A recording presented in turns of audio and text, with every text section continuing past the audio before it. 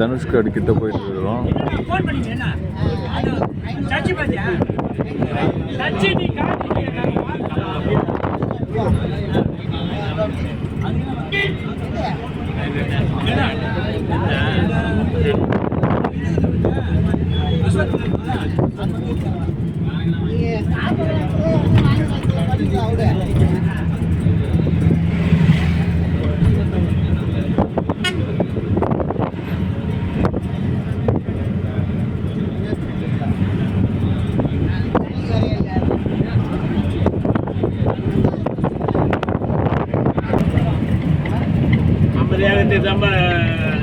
நம்ம நாட்டு